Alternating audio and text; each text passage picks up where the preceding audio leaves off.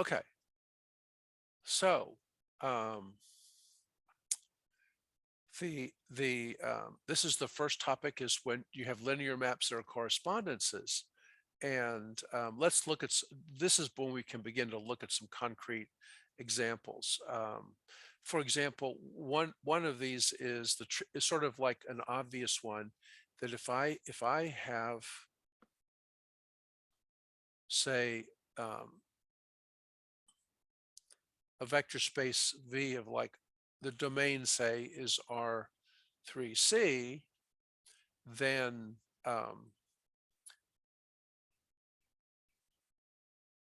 well, let me give these as X, Y, and Z. So I have any element of R3C, any column vector. Well, this map is one and onto. And so to show that a map, that's one problem, is to show that given a map, to verify that it's one to one and onto. So um, what you would need to show if you wanted to show this map was onto was you have to show for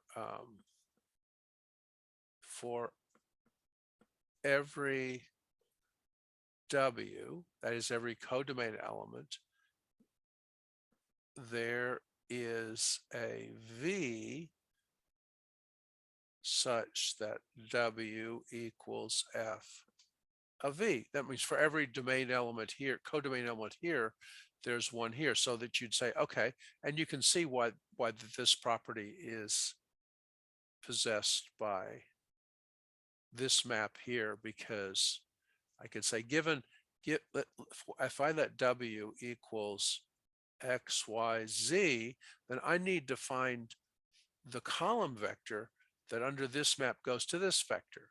Well, there it is. So I just choose an arbitrary W here.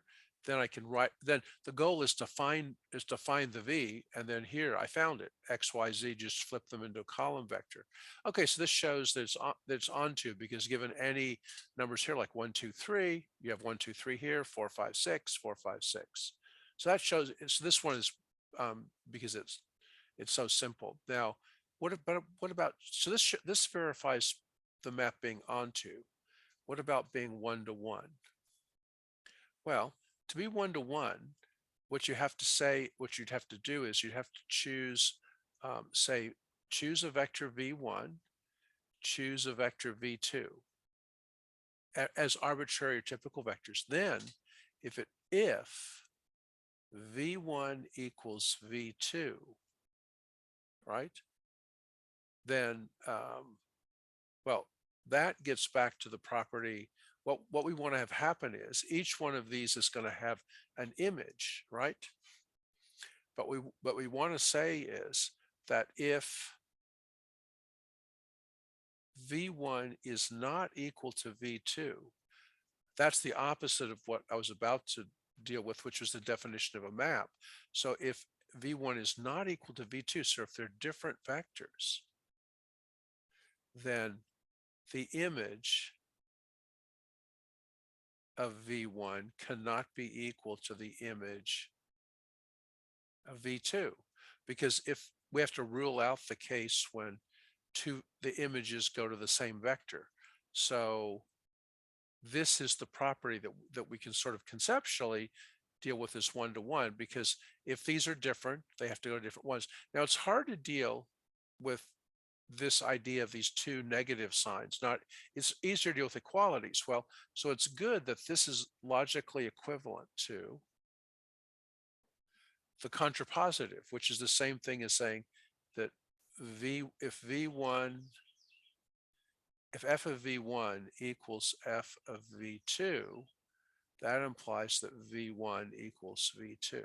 Now, so what is this saying? This says that if I take two vectors and I look at the images, and if they're equal, the only way they can be equal is if v1 and v2 are really the same vector.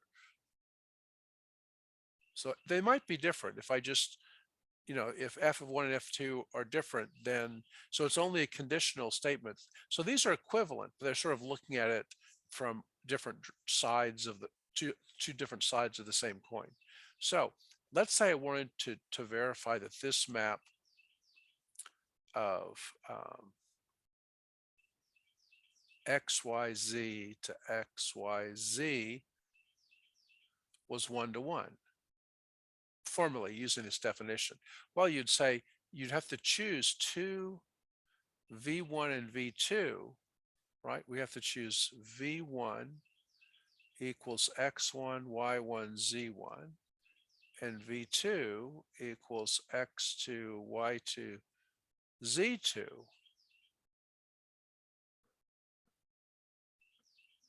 Then we'd have to check that if these are the same, if the images are the same, then V1 equals V2. So we'd have to say, okay, if X1, Y1, Z1 equals X2, Y2, Z2, we need to prove that the column vectors are identical. Well, what we can say is if this is true, then X1 equals X2 and Y1 equals Y2 and Z1 equals Z2 because of the definition of vector or matrix equality.